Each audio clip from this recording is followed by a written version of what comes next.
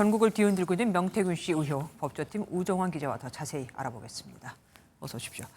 앞서 리포트에서 보면 명태균 씨 터뜨릴 게 있다는 게 있다고 말을 합니다. 그러면은 휴대전화에 있는 통화 녹음이나 문자 내용 지난번에 밝혔던 거 그런 거 아니겠습니까? 네, 그렇습니다. 이 MBN이 단독 보도해 드렸었죠. 이 처남에게 넘겼다고 알려져 있는 휴대전화나 USB 메모리가 이 핵심일 가능성이 큽니다. 네, 이 휴대전화 지금 어디에 있을까요? 일단 명 씨의 처남은 폐기했다라고 검찰에 진술하고 네네. 있다고 합니다.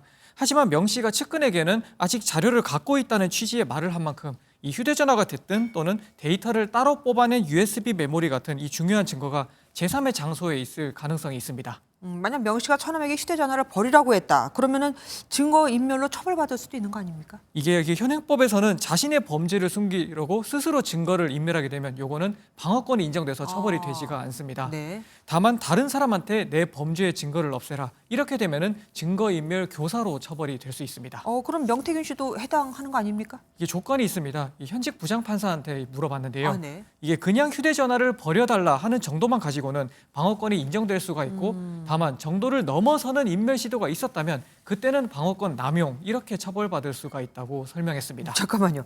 휴대전화를 버려라가 괜찮다면은 어느 정도로 증거인멸을 지시해야 처벌받을 수 있다는 겁니까? 이 대표적인 사례를 들 수 있는데요. 바로 조국 혁신당 대표의 아내인 정경심 전 동양대 교수 사례가 있습니다. 이 정전 교수는 입시 비리 등으로 수사를 받을 당시에요. 자산 관리인에게 자신의 PC를 숨기라고 지시했던 게 이 대법원에서 맞습니다. 유죄가 확정됐었습니다. 네. 그때 법원은 정정 교수가 검찰 수사가 끝날 때까지 숨겨라. 이 PC 본체를 통째로 들고 가서 하드디스크를 교체해라. 이런 말을 했던 거를 두고 이건 방어권 남용이다. 이렇게 지적한 바가 있습니다. 네. 만약에 명 씨가 이와 비슷한 지시를 한 정황이 있다. 이러면은 처벌 가능성이 있는 겁니다. 맡기기만 한 게 아니라 그걸 어떻게 처리하라고 시켰다면 그게 문제가 될 수 있다. 명 씨 입장은 혹시 나온 게 있습니까? 이 명 씨는 오늘 한 언론 인터뷰를 통해서 자신이 증거인멸을 한 게 아니다라고 주장했습니다.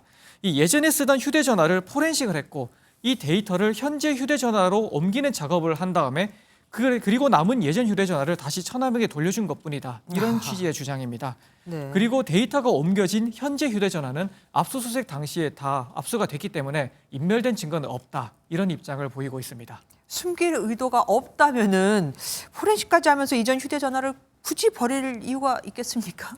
저희가 보기에도 그런 부분이 의문이긴 합니다. 네네. 또 포렌식 부분도 마찬가지인데요. 이 명 씨 주장에 따르면은 이전 휴대전화 포렌식을 하루도 안 되는 시점에 마쳤다는 게 되는데 저희가 취재한 한 포렌식 업체 관계자는 이 포렌식이란 게 하루 만에 되는 작업이 아니다. 그래서 명 씨 주장이 의문스럽다라고 설명했습니다.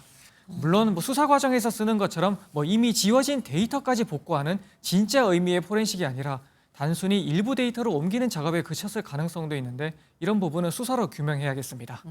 수사팀이 특수수사팀격으로 지금 커졌습니다. 그런데 이 안에 늑장 논란도 있어요. 예, 그렇습니다. 이 선관위가 수사 의뢰를 한 게 지난해 12월인데요.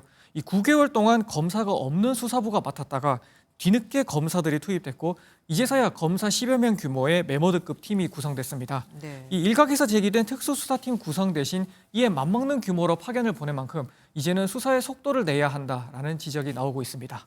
지금까지 우정환 기자와 함께했습니다. 고맙습니다.